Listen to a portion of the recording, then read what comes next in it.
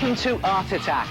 Now, have you ever noticed the way sometimes the most enjoyable things to do can often be the messiest? Well, come and have a look at this. This is something I really enjoy doing. Dropping splodges of wet paint onto wet paper. Look at that.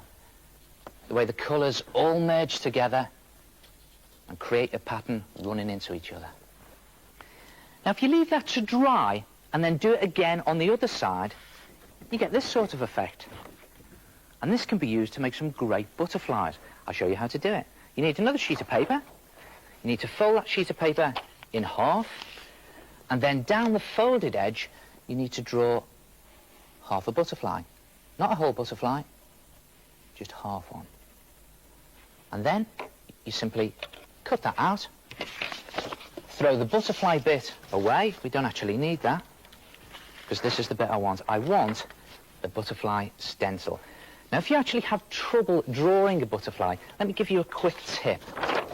All you need to do is draw an elongated figure 8 and turn it on its side.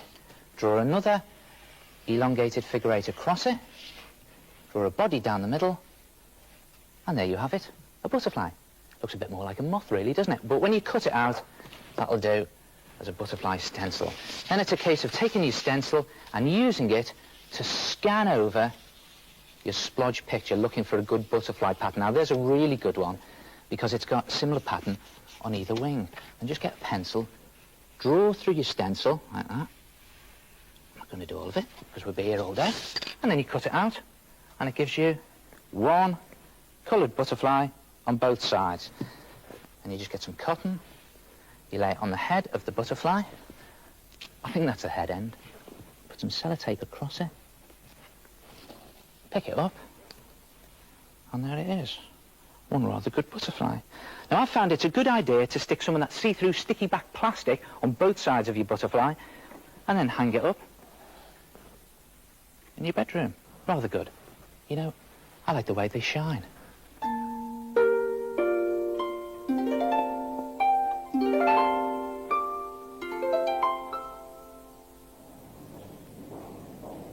Wet paint on wet paper.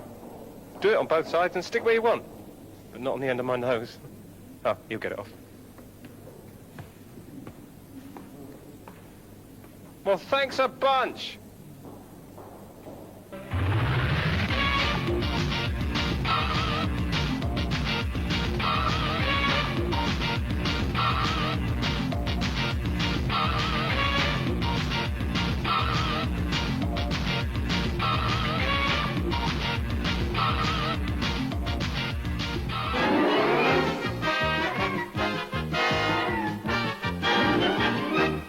A whole lineup of famous cartoon characters there, and here's a lineup of one cartoon character who hopefully one day will be just as famous. Remember him?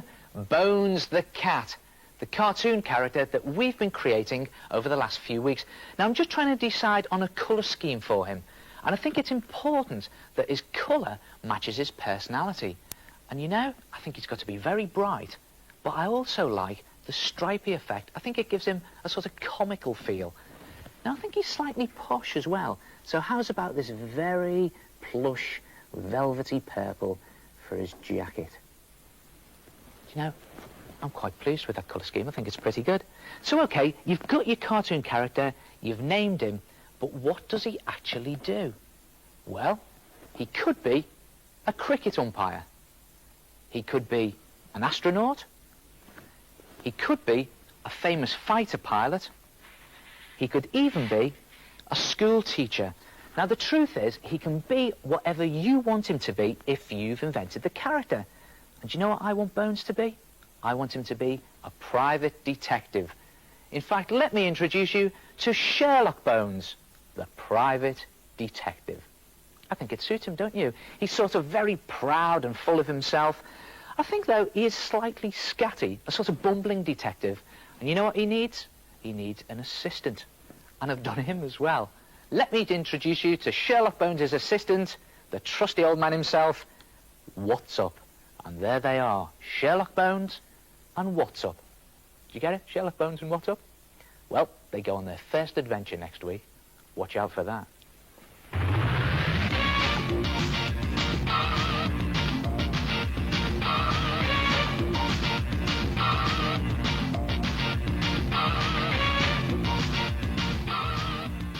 My name's Abby and this is my silhouette.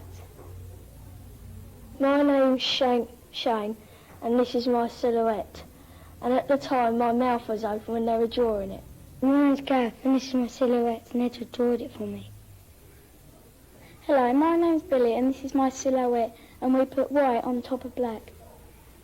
Clever art attack, and very easy to do. All you need is a larger sheet of paper pinned to the wall in a dark room, your own head, that's me, and a lamp or torch to shine onto your head to cast the shadow onto the wall. Then you need someone to draw around the silhouette. Ta-da! But you've got to keep the torch still.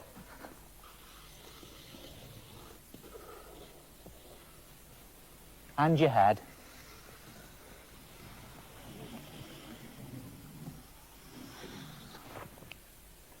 Then you turn the lights on, you cut the silhouette out. What do you think? Looks more like him than me. Do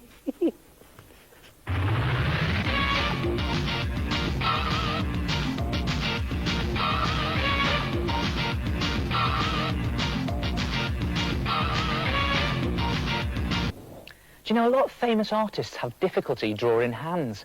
Well, I've found a good way of doing them. Simply divide them up into sections. Now, what have we got here? Well, the palm of my hand I've drawn like a plate, and hanging off each side of the plate there is 3 sausages for each finger. And for the thumb, I've got 2 sausages there. There it is. Now, it's just simply a case of watching what each of those sausages does. And look at this. Put my hand into that position. What have we got there? Well, we've got the plate down there. And we've got 1, 2, 3 sausages there. And we've got 1, 2, 3 there. And the thumb, we've got 1, 2, pointing up like that. Now, if you do this in pencil, you can go over it afterwards with a pen. And then it's just a case of, when you've done it, rubbing the pencil out. And there you have it. A hand. Handy thing, sausages. If you'd like the facts on today's art attacks, send for your artifacts to me, the head. P.O. Box 123, Southampton SO9 7HH. P.O. Box 123, Southampton SO9 7HH.